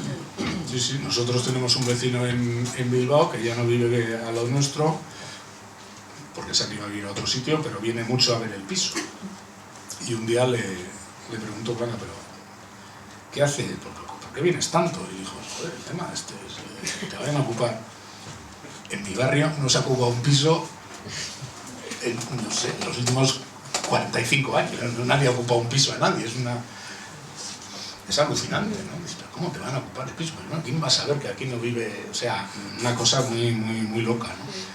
Y yo creo que esa es un poco la pugna de época, ¿no? Como yo por ahí sí creo que la izquierda tiene que ser muy consciente de que yo, siendo un defensor de todas las leyes de igualdad, faltaría más, de muchas de las normas que se han hecho en España y en otros países en favor de la igualdad, por supuesto de las mujeres, pero de muchos más sectores de la sociedad, creo que la izquierda tiene que tener la habilidad de que todas las políticas igualitarias se interpreten en clave de políticas de mayoría social. Yo creo que uno de los errores es dejarse segmentar no en causas que no tengan todas la misma importancia. Yo no creo que la causa de la igualdad entre unas personas y otras se pueda agradar, ¿no? Todo tiene la misma importancia, ¿no? Pero no parecer que continuamente te mueves en los espacios excéntricos de la sociedad, en los espacios periféricos. Eso está estudiado, la primera victoria del trumpismo, si me permites, tuvo mucho que ver con esto que estás diciendo, ¿no? Con que las clases medias mayoritariamente interpretaran que se estaba poniendo la prioridad en otras cosas y no en sus necesidades. Claro, cuando digo excéntrico no lo digo en términos peyorativos, claro. en el sentido literal de la palabra, o sea, lo que no está en el centro. Que nadie interprete, está llamando excéntrico, no, o sea, en el sentido etimológico de la palabra. Pero que no parezca que aludes a lo corriente, a lo común. Yo creo que es clave. Es súper injusto, porque yo los que dicen, no, es que las izquierdas solo se dedican a lo woke, a lo sé qué, pero ¿cuándo ha movilizado un país como España más recursos para atender las realidades de la gente común que de la pandemia para aquí? Nunca. O sea, que es mentira, ¿eh? No estoy avalando ninguna de estas visiones. Es pero la percepción. Es la percepción. Es la percepción donde estas nuevas derechas reaccionarias yo creo que apelan a ese ciudadano común que se tiene que sentir amenazado por todos estos posmodernos, es un poco el mensaje fuerza, pero a veces cierta acomodación a esa caricatura, porque al final parece que nos importa todo, menos la problemática de la gente más común. Aunque sea mentira, que de hecho es mentira, es decir, yo no comparto esa visión, pero a veces se les pone demasiado fácil, ¿no? Sí, pero ahí hay un papel, el de los medios. Sí, sí. Ahí hay una responsabilidad, porque la percepción no es algo que bueno, hoy me levanto y percibo la realidad de esta manera, esa es otra de las claves. Los medios por eso nos hacía están yo la referencia sobre cómo se construye hoy en día la cosmovisión de la gente del mundo. Está absolutamente todo mediatizado hoy en día, porque el mundo es muy complejo y nadie, ninguno de los que estamos aquí, tenemos gente muy sabia, terriblemente intelectual, la que es capaz de tener una idea fuerte y bien montada de todos y cada uno de los retos que tenemos. O sea, yo he tenido conversaciones con José María Lasalle, por ejemplo, sobre inteligencia artificial y tal, una conversación interesantísima, pero con una persona con un nivel intelectual altísimo. Es un señor que no es de izquierda, es un liberal, pero es una persona con un nivel cabal. Claro. Tú tienes luego otra conversación con otra persona que te habla de transición ecológica y con unos niveles altísimos. Es decir, hay tal diversidad de conocimientos, tal complejidad del mundo que es muy difícil para cualquiera, ¿no? Pero al menos sí tenemos una cosmovisión. Sí partimos de que la realidad tiene unas lógicas. El mundo tiene un silogismo, tiene unas causas, tiene unas consecuencias. Cuando A más B, esto implica algo, ¿no? O sea, pero hoy en día la realidad que es tan compleja está absolutamente mediatizada. Yo cuando se dice ¿cómo vota la gente en Madrid? La gente es boba, vota contra sus intereses. Bueno, no necesariamente.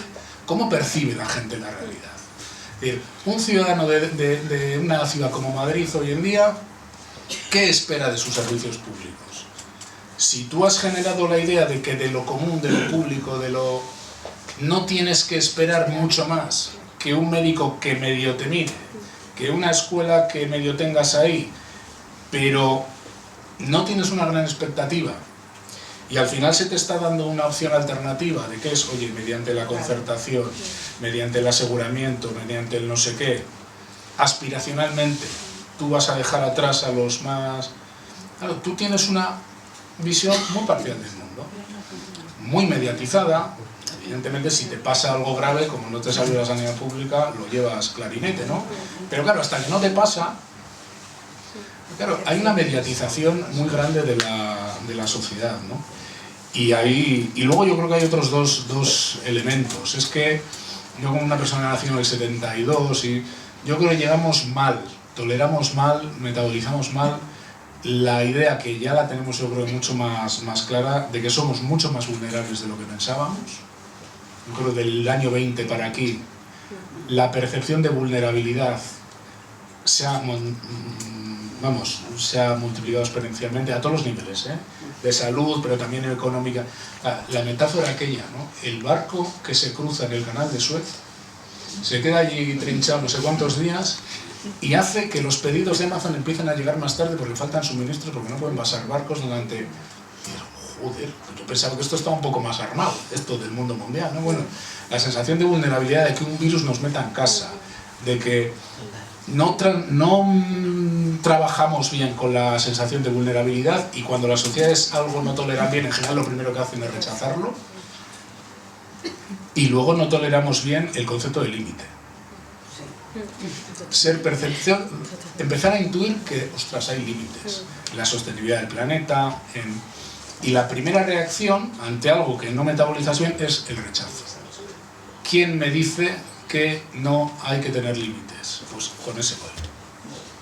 El que me dice, ¿pero qué límites? ¿Qué transición ecológica? ¿Qué leches de nuevas formas de energía? Habiendo petróleo, lo que hay que hacer es buscarlo, escarbar, lo que hay que salir es beber, es carpe diem, es dejar un cadáver joven, ¿no? Que se decía en otro tiempo. Y esa especie de narcoliberalismo actual, ese rechazo de las normas, de los que luego en el fondo van a ser los que van a poner en riesgo, porque vamos a un modelo autoritario y si no al tiempo, pero parte de esa especie de gamberrismo que tienen las nuevas extremas derechas, ¿no? Y yo creo que esos son dos elementos que también hay que tenerlos en la cabeza. Lo mal que transitamos o que aceptamos el concepto de vulnerabilidad, el concepto de límite, y por tanto la adhesión a quien niega que seamos vulnerables, y por tanto una figura potente, autoritaria, bruta, estúpida, y que hace gala de la estupidez. Déjame a mí de científicos, déjame a mí de chorradas, déjame a mí, en el fondo déjame de mariconadas, que es lo que viene a subyacer. Pero ¿qué es Trump? ¿Pero qué es? Tuvimos una charla con Martín Pañín que fue interesantísima y vimos el agujero negro que tenemos en la justicia, ¿no? Vale. Pero yo, ante todo esto, al final surgía siempre la misma pregunta: ¿qué hacer? ¿Qué hacer con esto? Porque nosotros vivimos la dictadura y vivimos bajo la dictadura y vivimos los movimientos democráticos de los abogados en su congreso famoso, en donde se levantaron contra la dictadura. Vamos, en la medida que podían. ¿Qué está pasando con los movimientos que defienden lo público, tanto en los medios de comunicación como en la justicia? ¿Os imagináis que los médicos de la salud pública hicieran lo mismo que están haciendo los profesionales del periodismo? Abandono respecto a la agresión que ahora mismo hay sistemática con las fake news. Es que estamos en esa situación. El problema es que, yo creo que el problema fundamental que viene es que la gente no se informa a través del periodismo actualmente, ni bueno ni malo. Se informa por otras vías que se han desconectado realmente, y por lo tanto se ha generado otro mundo paralelo que nadie controla. Yo ya no veo los telediarios, ¿de acuerdo? Los dejo pasar y luego los echo para atrás y me voy. Yo, que soy periodista de Radio Nacional y de Televisión Española, abandonado, que ha asistido a congresos de periodistas bajo la dictadura, y después, en esta situación de abandono, es verdad que en España los periodistas no se han movido jamás en su vida. Jamás. Yo recordaba las huelgas de los periodistas italianos y me quedaba pasmado en radio y televisión, pero pasmado que fueran capaces de hacer eso. Aquello luego después ya no, claro, ¿no? Pero es así. Entonces yo creo que hay... Fijaros, yo esto lo voy a hilar con otra cosa que en el análisis que tú haces. La precariedad ha conducido a que los trabajadores no sean responsables con el fruto final de su trabajo. Esto es una realidad. O sea, vas por donde vayas, la gente ya no trabaja para hacer bien su trabajo. Trabaja para acabar cuanto antes y marcharse porque no le pagan nada y sale corriendo. La precariedad ha roto con la responsabilidad del trabajador común en general, con el fruto de su esfuerzo. Esto es importantísimo, ¿eh? Y entonces esto se refleja en todas las profesiones. Y esta es la clave, porque ¿por qué? Y entonces la pregunta que se viene después, ¿por qué no hay movilizaciones profesionales en otros sectores? Justicia es evidente, periodismo es evidente, ¿no? Que defiendan lo público, que defiendan al usuario, porque lo público es defender al ciudadano normal que llama a la ventanilla. Es decir, y ese está indefenso. Luego, si está indefenso, no cree en lo público, no cree en los gobiernos, no cree en nada, porque está realmente indefenso ante una maquinaria que para él ha sido la precariedad y que además no funciona. Pero vaya, la pregunta básica es esa, ¿no? Es de, ¿qué pueden hacer ellos? Si me permites, yo hago una pequeña reflexión sobre la primera parte y le dejo a Unai, por supuesto. ¿Qué me vas a contar? Pero solo quiero poner un ejemplo muy actual, ¿no? Estamos defendiendo algunos que hay que regular, que no se puede permitir que esas grandes plataformas tecnológicas utilicen las redes sociales como si fueran medios de comunicación y estén sembrando permanentemente una distorsión de la realidad que condiciona todas las decisiones políticas y de ciudadanía, ¿no? Y estamos pidiendo que se regule. Y entonces viene siempre la canción, que ya es, cuidado, la libertad de expresión. Y dices, pero vamos a ver, lo que se está violando es la libertad de expresión, precisamente. La Constitución lo que exige es defender el derecho a la información de los ciudadanos. Y el derecho a la información de los ciudadanos... Información veraz. De la información veraz, por supuesto. Y para hacer eso, claro que hay que regular. Hay que, dice, bueno, lo dice, no, lo que queréis es intervenir, tal. No. Yo me conformo con que haya unos criterios que exijan la misma responsabilidad a un dueño de una red social que al director de un medio de comunicación. Y por lo tanto, los contenidos injuriosos, falsos, mendaces, etcétera, tienen que tener una responsabilidad. Yo me conformaría con eso. Y entonces, ya termino, ¿eh? Viene la segunda parte. Esto tiene que empezar por la autorregulación de los medios. Y digo, sí, si yo llevo 40 años en esto, ¿cuándo has visto que se autorregulen los medios? ¿Quiénes son los medios? Que estamos pidiendo que se autorregule los propietarios de los dos principales canales privados, que son italianos, y los propietarios de los principales periódicos, Salvando Medio. Es que estamos locos, es decir, el ecosistema es el que es, no lo van a hacer. Entonces, perdón, ya termino. Es una prioridad. Un sindicalero por lo como tanto, yo... la capacidad es política. Creo que cuando hay oportunidad de que se den pasos, hay que aprovecharlo y darlo. Y hay una oportunidad porque el propio Parlamento Europeo ha regulado y ha empezado ya a establecer algunos criterios de transparencia sobre la propiedad, sobre los ingresos, etcétera, etcétera. Hay unas exigencias sobre el rigor.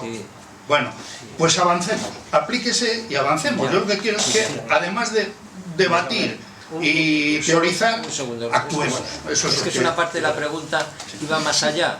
Es ¿qué hacemos nosotros? Yo te estoy diciendo no, es que yo, por ejemplo, los abogados se hicieron una asamblea, hicieron la hostia, y nosotros hicimos congresos de periodistas en Cádiz y en otros sitios para reivindicar contra la censura y todo eso. Nos movimos como colectivo, nos conseguimos de objetivo, pero es que en la defensa de lo público no solo viene de la norma y la Constitución y los gobiernos, viene de los interesados. Los médicos tienen que defender la medicina, las enfermeras también, los periodistas el periodismo auténtico, y hace falta una movilización que a través de los sindicatos, lo que sea, pero yo echo de menos en estas circunstancias que no haya una asamblea general de periodistas que digan ¿qué pasa con el fake news? ¿Qué pasa con eso? Y se reúnan todos, de todos los colores, para decir ¿qué pasa con esta profesión que se ha ido a la mierda? Como debieran reunirse los médicos y los demás. A mí eso me parece muy importante, porque la norma gestada desde el gobierno no moviliza a la gente. Es un regalo más que se le da a la sociedad. No, la gente, para que defienda lo suyo, además de la norma y ganar las elecciones, tiene que moverse ellos mismos, cada uno. Yo me he subido a las mesas de la redacción de Radio Nacional. ¿Qué periodistas se suben a las mesas de Radio Nacional o de cualquier otro medio de estos ahora mismo? Esa es la pregunta, ¿no? Yo es que quería decir una cosa con este tema de los servicios públicos y esta sensación de derrota generalizada. Es que yo no estoy de acuerdo con eso. Es que yo creo que parte de lo que pasa es que hemos ganado en muchas cuestiones. Lo que pasa es que el haber consolidado determinados servicios públicos, determinadas situaciones de derechos de ciudadanía, ha hecho que en cierto modo se hayan despolitizado, porque han pasado a ser parte, digamos, del paisaje. Y en el momento que se ha despolitizado la consecución de los servicios públicos, la consecución de que una serie de contingencias de la vida de las personas estén razonablemente bien cubiertas en términos de comparación con cualquier parte del mundo o en términos de comparación con cualquier época del mundo, ha hecho que la gente seguramente sea más, ¿cómo diría?, más conformista, ¿no? O sea, que los deterioros que se puedan estar dando de algunos de estos servicios no se... No me sale, no estoy dando bien la... Es una cosa que viene dada y se da por hecha y ya está. Se da por hecho, no lo defendemos. Pero claro, fijaros, tema pensiones, por poner un ejemplo. ¿Qué gobierno ahora se atreve a meterle un tajo a las pensiones? Ninguno. Ninguno. Fijaros la que han liado el otro día con la votación y salvo los cafés de Vox, lo que están tardando tanto PP como Junts en dejar claro que ellos las pensiones, vamos, por encima de su cadáver. Como Que están no- pidiendo firmas para... Sí, está bien. Claro, aunque hubiera un gobierno Partido Popular Vox, no se atreverían a meterle un tajo al sistema público de pensiones en el corto plazo. ¿Qué harían? Y yo creo que esta es la clave. Ir tomando medidas que deterioren las bases financieras del sistema público de pensiones a largo plazo para ir debilitando la expectativa de que vas teniendo una pensión que te va a cubrir la vida e instalar eso paulatinamente en la cabeza de la gente. Para que sea la propia gente, y aquí a veces confluyen las derechas con determinadas izquierdas y determinados mensajes que se lanzan en algunas izquierdas que me parecen de una torpeza radical, al decir caos y destrucción y nada sirve para nada, porque acabas alimentando la bestia nihilista de que nada sirve para nada, y es la profecía autocumplida. El ejemplo más claro para mí es la enseñanza. ¿Cómo deterioras tú un sistema público de enseñanza? ¿Mediante una privatización a lo bruto? Evidentemente no, porque si tú a una familia de clase trabajadora le dices que va a tener que pagar el 40% de sus ingresos en que sus niños se eduquen, pues evidentemente se va a montar la de Dios es Cristo. O haciendo un sistema donde sostenido por recursos públicos vaya a un sistema concertado, donde de forma paralela vas situando elementos de pago limitado y a veces, en vez, digámoslo así, de las familias para provocar una segregación paulatina del alumnado. De manera que mi niño o mi niña está en un espacio donde le quito problemas para educarse. Ya no soy yo ni siquiera el militante de la escuela pública, es mi hijo y... ¡Ostras, qué responsabilidad! Madrid es un ejemplo claro. Y Euskadi, con otras características. Entonces tú lo vas haciendo y vas generando cada vez más una individualización del interés respecto a cómo educo, cómo me curo o cómo cobro una pensión. Y a partir de ahí, que has ido colonizando la mente, vas ganando la siguiente batalla, que es decir, oye, y si esto es así, ¿por qué no bajamos un poquito los impuestos? Porque si tú tienes 100 euros más en la nómina, pues oye, 50 para el seguro médico, 50 para la cosa esta que le das a la escuela concertada para que a tu niño y a tu niña le den gimnasia y le den 3 balones para hacer la cabra después del colegio, y vas ganando las mentalidades.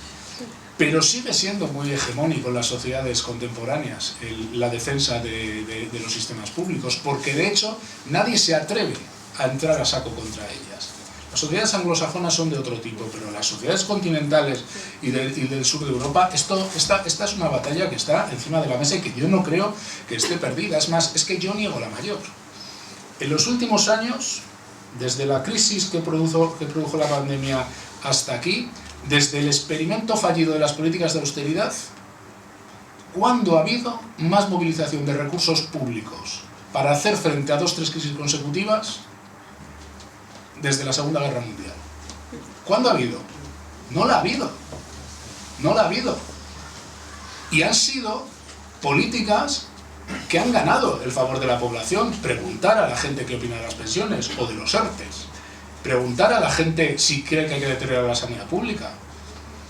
No está perdida esa batalla, ¿no? Precisamente por eso han recompuesto tan rápido la figura, porque podía haber, de la salida de la pandemia, podría haber habido un reforzamiento muy claro de la idea de tener que recuperar un contrato social para el siglo XXI. O sea, nunca había sido más clara la importancia de lo público, la importancia de recursos en común para salvar 500.000 de empresas, 3 millones de puestos de trabajo. Claro, han recompuesto rápido la figura. ¿Por qué? Porque el mundo no es lineal, es súper complejo, por lo que decíamos antes, ¿no? Y porque esa es una línea de pensamiento, pero que es una línea de pensamiento que puede estar protagonizando todos los telediarios, todas las películas y todos los informativos, o no, porque se puede estar hablando de ocupación y de menas. ¿Quién domina la conversación? ¿Quién mediatiza la conversación? Ay, amigo. O sea, con unos medios de comunicación que dedicaran la mitad del tiempo, que dedican a una ocupación que ha habido no sé dónde, a hablar de desahucios o a hablar de contratos temporales que no responden a la causa de la ley y meten en programas de la mañana, tienes a la sociedad respirando de una manera o respirando de otra. Pero yo creo que a veces se muere hasta de éxito. Y creo que gran parte de las cosas que se han hecho en España o en Europa o en el mundo en los últimos 40 años, en cierto modo, entiéndaseme lo que digo, mueren de éxito. En el sentido que se despolitizan, que se acaban viendo como parte del paisaje, ¿no? Y cuando la ves como parte del paisaje es verdad que la sociedad es más inerme, y los ataques que se van dando como para lastrar los sistemas o para ir deteriorando los sistemas, los hacen de una forma, claro, muy inteligente. Claro, porque en la pugna de cómo se construyen las sociedades estás disputando con gente que tiene dos cosas muy importantes: dinero, tiempo y paciencia. Y el dinero es lo que te da tiempo. Claro, si tú quieres hacer una política de vivienda progresista que genere cooperativas de trabajadores con vivienda, necesitas tiempo para que eso se consolide como un modelo que nadie se atreva a cuestionar. Necesitas bastante tiempo para hacerlo. Y a veces no se dispone de tiempo. Y las políticas que hacen los gobiernos en las derechas, los gobiernos conservadores, los gobiernos liberales, pues en general han contado con mucho tiempo porque han contado con mucho dinero para sostenerlas.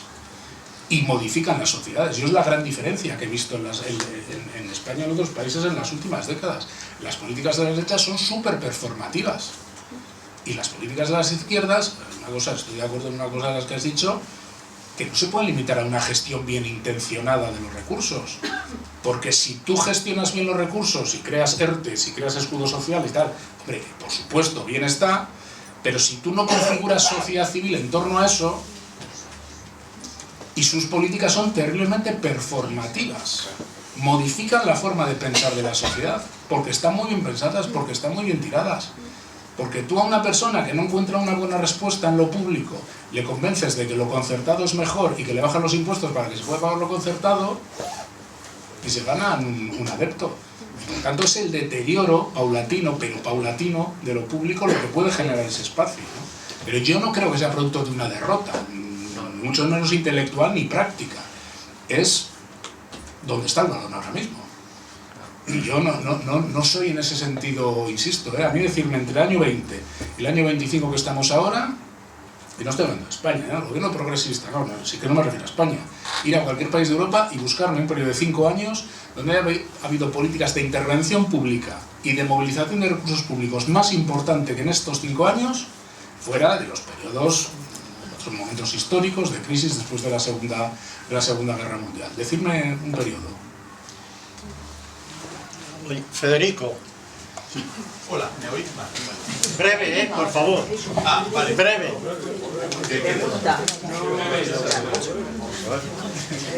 Bueno, vale. No, mi pregunta es respecto a lo que dijo antes, mi pregunta es a Unai Sordo, que lo ha dicho ahora mismo, sus dudas, es el tema del concepto de vulnerables respecto de lo que se hace política y economía en este país y en otros. Vamos a ver una cosa, o sea, mi pregunta es, ¿no habría que modificar ese concepto de vulnerables, no ya en el sindicato, en comisiones en particular, en todos los sindicatos de clase, sino también los partidos de izquierda? Porque claro, las estadísticas las sabéis, o sea, la cuarta parte, por ejemplo, de la población española está en riesgo de exclusión social, como queráis llamarlo, pero en riesgo serio, bastante serio. La tercera parte de la infancia está en riesgo o en situación de pobreza. Somos el tercer país de Europa en esa situación.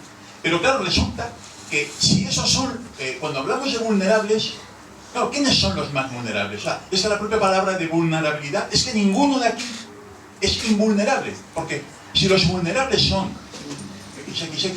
la gente que no tiene piso ahora mismo porque no llega al bono energético, porque tienen que darle un bono de alquiler, bonos de alquiler social, bono energético, bono tal y cual, pero entonces la gran mayoría de la población es vulnerable o es invulnerable.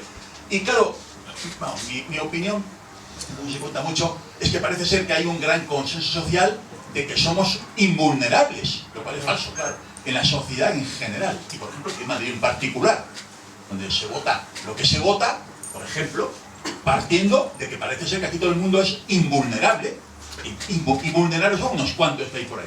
Por ejemplo, yo planteo el tema de las propias subidas del salario mínimo interprofesional, que en la práctica afectan a un grupo de trabajadores muy determinado. Luego tienen sus consecuencias legales, etc. De acuerdo.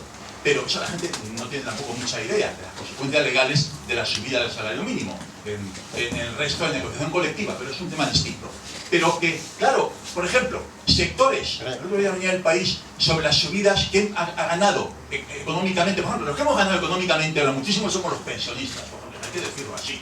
El conjunto de una buena parte de pensionistas, no es que lo diga yo, que yo he ganado, porque tengo mi subida asegurada y bastante buena subida. Pero claro, los que no llegan a ser pensionistas, por ejemplo, los sectores por ejemplo, el sector del textil. Ya me corto. El concepto, lo que es vincularnos a las grandes mayorías, lo que decía Unai Sordoy, perdón, ahora es, si os parece, si no hay que vincularnos mucho más a que la gran mayoría pues está en riesgo serio de vulnerabilidad, y esto a ver si se toma en serio. Me callo y perdonadme, eso es que parece algo mucho, pero... Bueno, es que yo me refería a vulnerabilidad no como concepto de los colectivos que están en situación de riesgo de exclusión, que es una acepción de vulnerabilidad. Yo hablaba en el otro sentido, más bien desde un punto de vista casi antropológico. Y yo creo que lo que ha pasado en los últimos tiempos es que sociedades que tenemos una cierta sensación de invulnerabilidad, que no quiere decir que no te puedan entrar un cáncer y te mueras, a ver si me entiendes, pero que teníamos el concepto de que determinadas cosas no nos podían pasar, yo creo que de la pandemia aquí ese concepto cambia. Para distopía, la pandemia. Tú te vas al mes de enero del 20 y le dices a la gente que va a pasar lo que pasó 2 meses después y, en fin, le parece absolutamente... Y yo creo que se ha generado una cierta percepción, igual no consciente, ojo, a veces de cuestiones que igual son incluso subconscientes, ¿no? Creo que se ha incrementado la sensación de que somos mucho más vulnerables de lo que pensábamos, de que relacionado más con el concepto de inseguridad. Y a veces, insisto, de forma casi subconsciente, ¿no? Lo decía el concepto de vulnerabilidad para explicar por qué creo que no estamos bien preparados para movernos en este ecosistema, en este hábitat. Igual la gente un poco más mayor sí. La gente que pasó situación de pobreza o de necesidad, por ejemplo, en los años 40, a lo mejor sí, a lo mejor esta sensación de vulnerabilidad lo que le hace es abrirle algunos genes que tenían un poco dormidos. Yo me refiero más a la gente que hemos nacido a partir de los 70, 80, a 90, ¿no?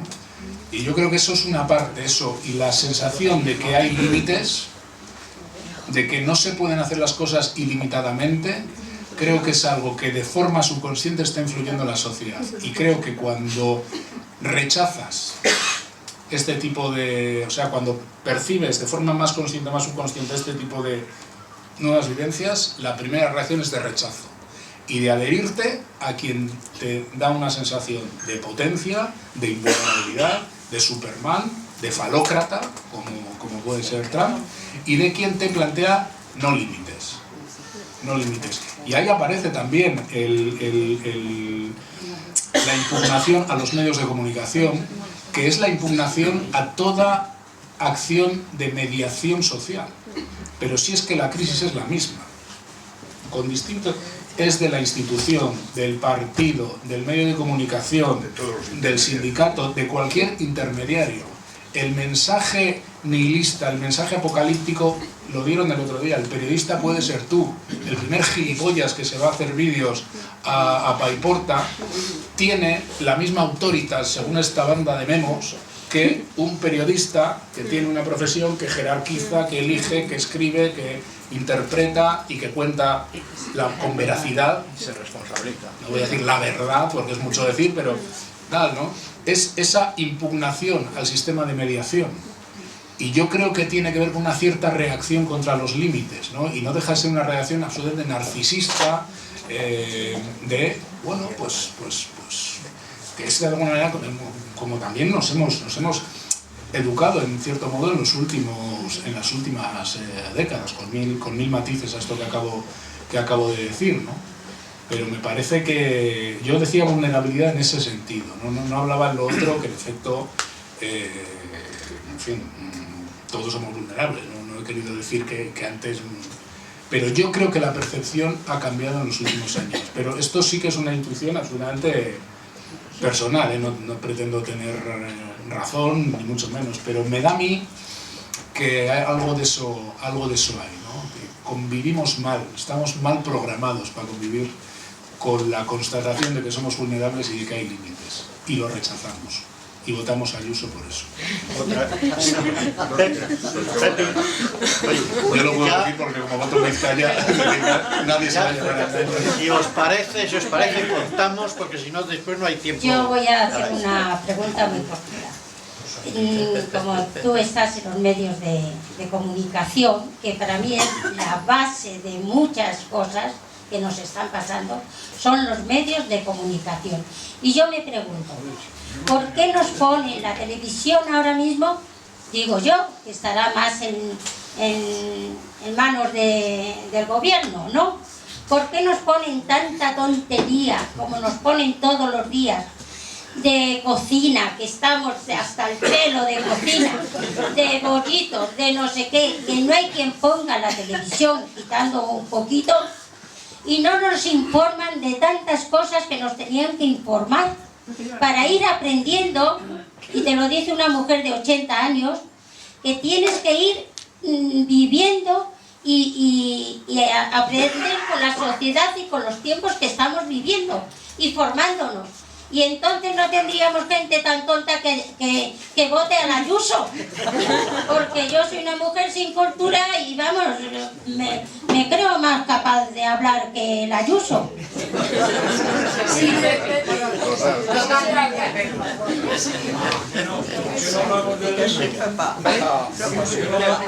No hemos hablado de ti, pero sí estamos hablando.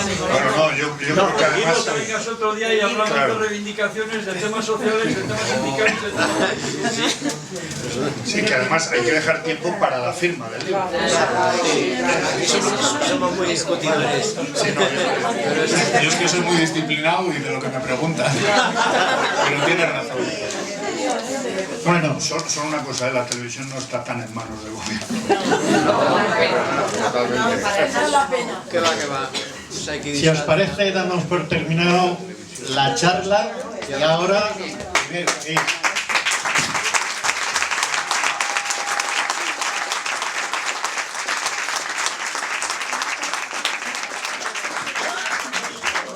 de los libros y después pan, vino y queso. Voy a por mi libro, que ahora lo voy a comprar, que no lo he comprado.